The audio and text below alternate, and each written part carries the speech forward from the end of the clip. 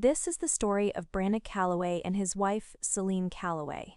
They had built something that looked, from the outside, like a good life. A house with a deep porch, 2 children who still believed in small things, and a marriage that had survived a miscarriage and a layoff and the slow administrative grind of middle age. Brannick had always believed in fairness the way some men believe in religion, quietly, stubbornly, without needing anyone to confirm it for him. Celine loved her family in the complicated way that second children often do, by performing competence, by anticipating needs, by making herself indispensable enough that she confused usefulness with belonging. The tension between them was not loud. It lived in the pause before Celine answered her phone when her mother called. In the way Brannick sometimes watched his children play in the yard with an expression that was too careful to just be love. What would unravel had been unraveling for years, thread by thread, in the ordinary moments neither of them thought to examine. The Saturday the announcement came, Brannick was fixing the back gate. It had been listing to one side since October, dragging against the concrete when anyone tried to open it, and he had been meaning to adjust the hinge for months. He worked slowly, not from laziness, but from the particular care he brought to physical tasks. A methodical, almost meditative attention that his wife sometimes mistook for detachment. The afternoon was cool and overcast, the kind of October sky that couldn't decide whether it was done with summer, and he could hear his children inside, Petra, who was 9, and Callum, who was 7, doing something that involved dragging furniture. Celine called him in just after 4. She was standing at the kitchen island with her phone still in her hand, and there was something slightly careful about her expression, the look she got when she was monitoring his reaction in advance of giving him information. "My parents called," she said. "They're planning a trip, Hawaii, all the grandkids, next July." Brannick set his wrench on the counter. All of them? A beat. The particular quality of that beat was something he would return to later. They said, Celine paused and looked down at the counter. "They're taking Marcus and Darla's kids. And Jonah's too. Marcus was her older brother. Jonah was her younger one." "And Petra and Callum?" Brannick asked. Celine didn't answer immediately. She turned and opened the refrigerator, took out a pitcher of water, poured herself a glass she didn't drink. "They said the trip is a reward. For the grandkids who've been—" She paused again, and the pause had weight. "Who've been close with them this year." The refrigerator hummed. From upstairs, something thumped. Callum, probably falling off something. "Close with them," Brannick repeated. "That's what they said." He was aware of several things simultaneously. The wrench still in his hand, the grease under his thumbnail, the fact that Petra had spent 3 consecutive weekends at her grandparents' house last spring before Celine's mother had started canceling. He was also aware that Celine was not looking at him. "When did they tell you?" he asked. "This afternoon." "Did they explain what close with them means?" "Not really." She finally drank some of the water. "My mom said they'd been keeping track of visits and calls, and she made a vague gesture with her hand. I don't know exactly." Brannick set the wrench down on the counter instead of the table, which was where he normally put his tools. And the small wrongness of that placement was the only sign of what he was feeling. "Okay," he said. "I'm sorry," Celine said, and she meant it, but she also said it quickly, the way you apologize for weather, for something that belongs to the category of things that simply happen. He went back outside to finish the gate. He worked for another 40 minutes, adjusting the upper hinge, testing the swing, adjusting again. The gate opened and closed smoothly by the time he came back inside. Petra was at the kitchen table doing homework. Callum was eating crackers from the box without permission. Celine was making something with onions that smelled good. "Dad," Petra said without looking up, "can we get a dog?" "We're not getting a dog," he said. "But why?" "Because dogs need more from us than we can give them right now." Petra considered this with the seriousness of someone who suspected a deeper meaning and didn't have the vocabulary for it yet. She went back to her worksheet. Callum ate another cracker. Brannick washed his hands at the sink, watching the water run gray, then clear, and said nothing else about Hawaii that night. He didn't have to. Something had already shifted, the way a poorly weighted shelf shifts. Not falling, not yet, but no longer entirely level either. November came in gray and dry. They had a dinner at Celine's parents' house on the second Saturday. A regular event, nothing special, just the family rotation they'd maintained for years. Her parents, Gerald and Miriam Whitfield, lived in a house that smelled of cedar and the particular candle Miriam burned year-round. Gerald was a man who believed strongly in the idea of himself as generous. Miriam was a woman who kept score with the precision of an accountant and the plausible deniability of someone who believed she was simply paying attention. Brannick had always understood them. That was perhaps the problem. Petra and Callum ran in ahead of their parents and were absorbed immediately into the house's energy. The dog they actually had, a slow-moving retriever named Humphrey. The drawer of old toys Miriam kept near the TV. The kitchen smells. Brannick followed Celine inside and accepted Gerald's handshake and Miriam's cheek kiss, and a glass of wine he hadn't asked for. Dinner was pot roast and the usual comfortable noise of a family that knew each other's rhythms. Marcus and his wife Darla hadn't come. Jonah was there with his girlfriend, a quiet woman named Tess who was clearly still in the phase of trying to figure out the family's architecture. Brannick liked her for the same reason he liked new people in old rooms.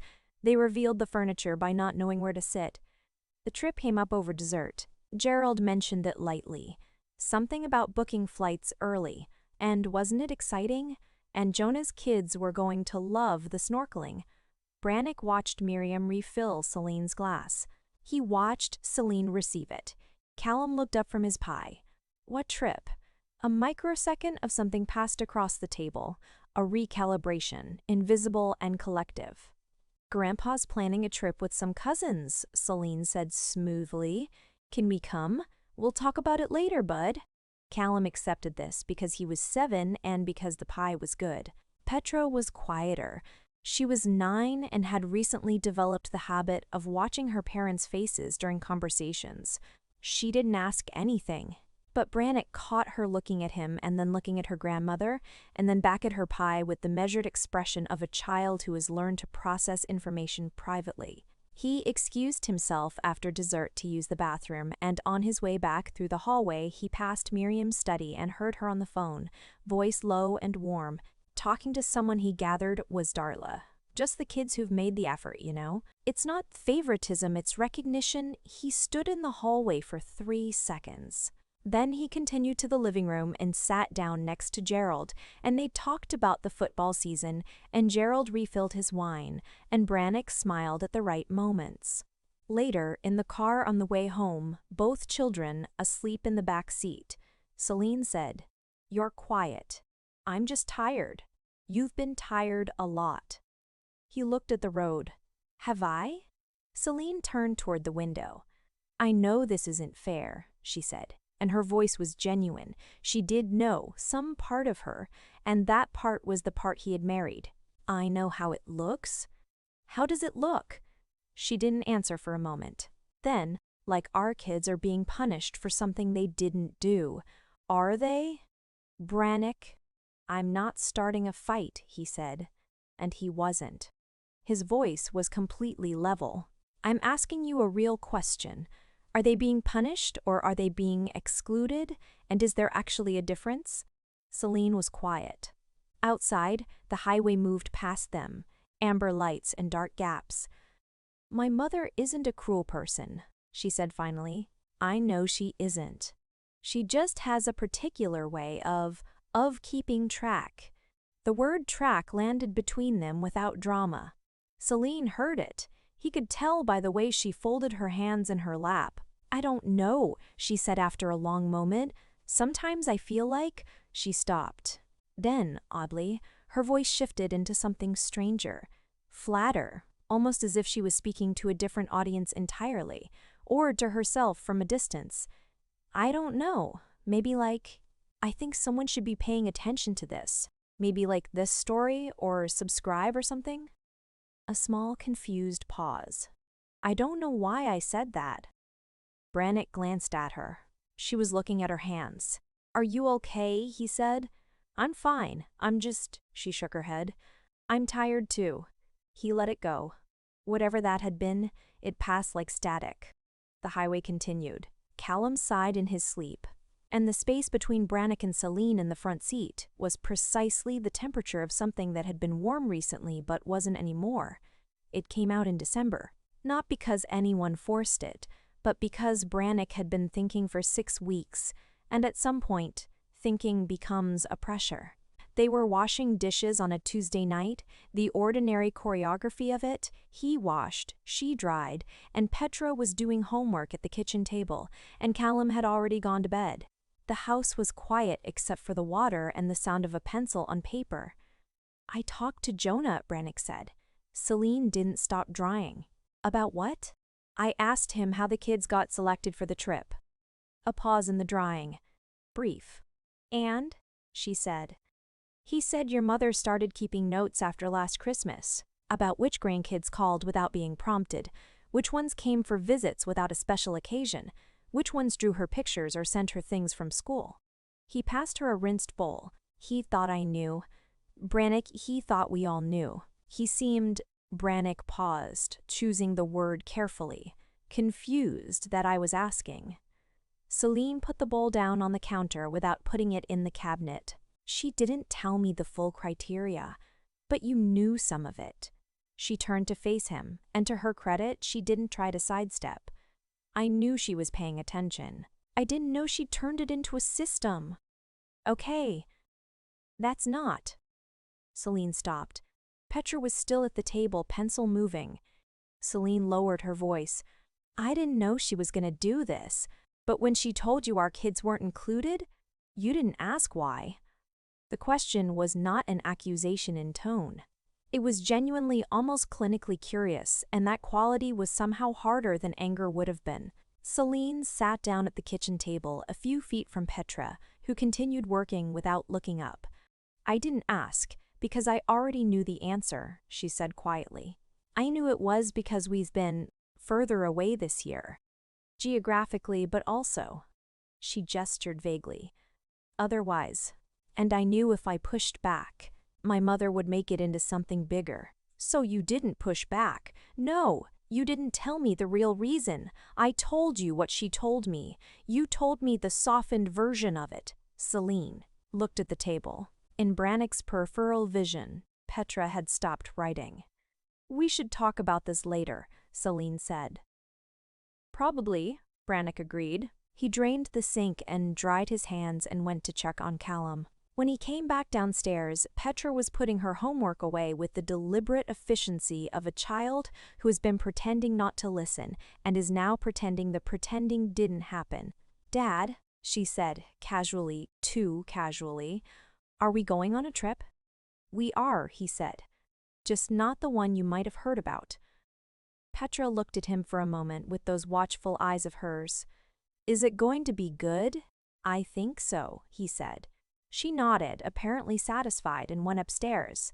He and Celine talked after in the bedroom, in the measured way of two people who have learned that raising voices accomplishes very little. She was honest, more honest than she'd been before, he thought, about the complicated calculus of being Miriam Whitfield's middle child, about learning early that her mother's love was real but also indexed to proximity, to compliance, to a kind of ambient obedience that didn't announce itself as a condition until the moment you failed it.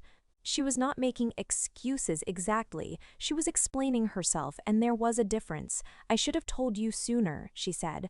"I was embarrassed." Embarrassed for your mother or embarrassed for yourself? She thought about it honestly, both. He believed her. He also believed that believing her and resolving it were two different things, and that the distance between those two things was where they currently lived. "I'm going to plan something with the kids," he said. "Not a consolation trip. Something real." "I think that's a good idea. I'm not doing it to prove a point to your mother." "I know." He turned off the bedside lamp and they lay in the dark for a while, not touching, but not turned away from each other either. Somewhere in the house, the heat came on and made its small ticking sounds. "I need you to not manage information about my kids," he said quietly. "Not for your mother, not to keep the peace. I need you to tell me things when they happen." "Okay," she said. One word, no qualification. He took it. January and February were interior months, not hostile. something more like a landscape after weather, where everything was still standing but you could see which branches had weakened. Celine went to her parents' house for her mother's birthday alone. Brannick wasn't asked. She didn't pretend he had been. She came home and told him it was fine, and then, 3 days later, told him it hadn't been exactly fine, that Miriam had asked about them in the probing way she had, and Celine had defended him. And Miriam had said Brannick has always been a little removed, hasn't he? And Celine had said actually, no. He's the most present person in our house. And there had been a silence of the particular variety that Miriam deployed when she had decided not to win an argument openly. Brannick thanked her for telling him. He meant it. He had been doing research since December.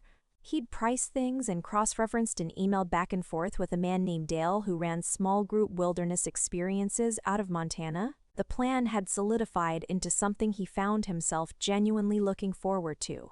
A week in July, a cabin outside of Whitefish. Fly fishing for Callum, who had been obsessed with fishing since watching a video in November, horseback riding for Petra, who had been asking for years, a section of Glacier National Park they could cover without the children being overwhelmed. No resort infrastructure, no pool bars or organized kids' activities, just the 4 of them and the particular kind of quiet that only exists outside of town. He told the kids in March. He did it on a Saturday morning at the kitchen table with a printed map and the photographs from Dale's website spread out in a way that was slightly theatrical but not embarrassed about it. Petra looked at the photographs for a long time. Are those real mountains? Those are real mountains. Callum pointed at a photo of a man holding a fishing rod above a stream that caught sunlight at an angle that made it look gold. Is that where we're going? Somewhere like that? Callum looked up with the expression of someone receiving information too good to process all at once. They asked questions. How long? What do we pack? Can Humphrey come? Humphrey could not. And Brannick answered them patiently. And Celine sat beside him and added things when she knew them and didn't perform enthusiasm she wasn't feeling. Her enthusiasm was real, actually. He could tell. The cousin trip to Hawaii happened in late June. He knew because Marcus's kids posted photographs that Celine saw and mentioned neutrally. He didn't look at them. He did not experience the absence of jealousy as moral victory. He just genuinely wasn't interested. What he was interested in was the list he and Petra were making of birds they might see in Montana. She had a notebook now, dedicated to it. She'd started waking up early on weekends to look out the back window with the binoculars he'd bought at a garage sale. Miriam called one evening in late June and spoke to Celine for 40 minutes. Celine came into the living room afterward and sat down on the couch next to Brannick and said, she asked if the kids were upset. About the trip. What did you say? I said Petra was currently more interested in whether she'd see a Clark's Nutcracker. A beat. She didn't know what that was, Celine added. Neither did I, 2 weeks ago. Celine leaned slightly against his arm. Not dramatically, just wait, settled. We're going to be okay, she said. And it wasn't a question, but it wasn't quite a statement either. I think we are, he said.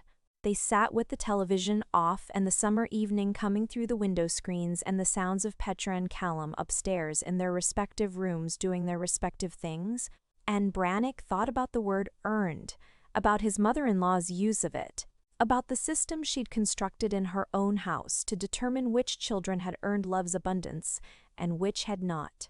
He thought about what Petra had done to earn exclusion. He thought about what Callum had done. Nothing. They had done nothing. That was the whole of it. He didn't feel rage about it anymore. He felt something quieter and more durable, a kind of settled determination to make sure his children never learned that love was a ledger, that the point was not to show Miriam Whitfield she'd been wrong. The point was that Petra and Callum would grow up with a different template, one that didn't require a scoring system. That couldn't be withdrawn based on phone call frequency or proximity to a woman who confused control with care. Celine seemed to understand that now in the complicated way she understood most things about her family. Partially, painfully, with effort. He was asking for effort. That was all. The cabin was smaller than the photographs had suggested, which turned out to be better. 4 of them in a space that required cooperation, that put them all in the same sight lines and earshot, that made solitude something you had to negotiate openly rather than simply drift into. They arrived on a Sunday evening, after a long travel day that included a delayed connection and Callum getting carsick on the last mountain road. The valley opened up below them as they crested the final pass, and everyone went quiet in the car, including Brannick, including Celine, including the children who were rarely quiet. The mountains were blue-gray and enormous. The river caught the last hour of sunlight and ran copper. "Oh," Petra said. That was all. Just oh. They unpacked and made sandwiches, and Callum fell asleep before 9 without complaint, which was unprecedented. Brannick and Celine sat on the small porch with glasses of the cheap wine they'd bought at the airport, and the darkness around them was absolute and star-thick. "Thank you," Celine said. She'd said it before in planning stages. It meant something different now, in the actual fact of the place. "This was easy to do," he said. "I just wanted something real." "You always want something real." He didn't know if she meant that as observation or apology or simple acknowledgement. He thought maybe she didn't know either. He let it be whatever it was. The week moved in the way good weeks do, by texture rather than event. Dale took Callum out on the stream on Tuesday and Thursday, and Callum, who was loud and restless and always needed something, went very still and very focused in the water. Patient in a way no one who knew him would have predicted. He caught one fish, a small cutthroat he released carefully back into the current, and the expression on his face when it swam away, not disappointment but something like satisfaction at completion, was the expression of a person discovering something about themselves. Petra saw 17 bird species, including, on the 4th morning, a Clark's nutcracker in the high pines at the edge of the meadow. She made a sound Brannick had never heard from her before, a small, involuntary gasp, and grabbed his arm without thinking, and they stood together in the pine-filtered light while the bird worked at something in the bark, indifferent to being witnessed. She wrote it in her notebook with the date and the exact location and a careful description. He looked over her shoulder at the entry. Her handwriting was still child's handwriting, but the observation was precise, adult in its attention. Clark's nutcracker. Upper meadow, east tree line. 7:14 a.m., larger than I thought. Not afraid. On the last evening, they walked to the edge of the property where a wooden fence looked out over the valley. Callum was between Brannick and Celine, and Petra stood on the bottom rail of the fence, the way children always stand on fences. "I wish we could stay," Callum said. "We'll come back," Brannick said. "Do you promise?" He thought about promises, about what they cost and what they were worth and what kind of man he wanted his son to learn from. "I promise we'll try," he said, "and trying is the real promise." Callum considered this. "That's kind of a cheat." "It's kind of an honest answer." Callum accepted this grudgingly. Petra climbed down from the fence and stood beside Brannick, and he put his arm around her shoulders, and she was getting tall. He noticed it now, in the open air, the way she nearly reached his collarbone. "Dad," she said. "Yeah. Do you think the cousins had fun in Hawaii?" He thought about it honestly. "Probably," he said. "Hawaii's a remarkable place. But we had fun too. We had fun too." She nodded, satisfied with the arithmetic of that.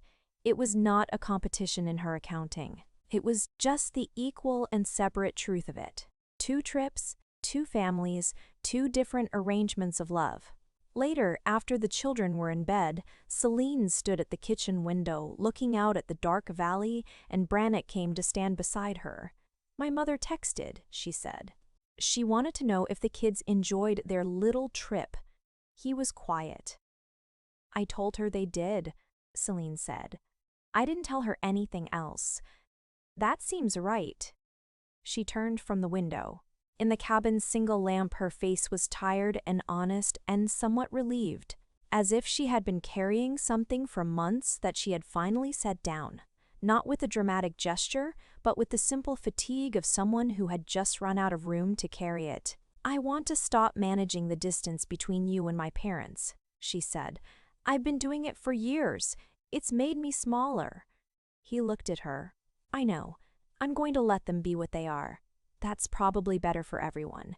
Including them, she said. Even if they don't know it. They stood together in the kitchen of the small cabin while the Montana dark pressed against the windows and the river they couldn't see made its continuous sound below. There was nothing resolved exactly. Her parents were still her parents. The trip to Hawaii had still happened. The long pattern of Miriam's particular accounting still existed in the world. None of that had been corrected or repaired. But Brannick thought about Petra's handwriting in her notebook. Not afraid. He thought about Callum's face when the fish went back to the river. He thought about the word earned again, turned it over. What had been earned here was something Miriam Whitfield's system had no category for. It wasn't proximity or compliance or the performance of closeness. It was the harder, quieter thing. Two children who had been shown in the specific and unrepeatable language of a particular valley at a particular altitude in a particular July, that they were worth the effort of something real. That was not nothing. That was, in fact, the whole point. He didn't say any of this out loud. He didn't need to. Celine was already turned toward him in the small kitchen, and outside the river continued its patient, indifferent, perpetual work. And the mountains stood in the dark, the way mountains do, neither rewarding nor punishing anyone, simply being what they were, enormous and available to whoever came to look. The gate at their house still opened and closed without dragging. Petra's notebook had 7 more pages left. Callum had already asked about next summer. Some things don't resolve. Some things simply become clear.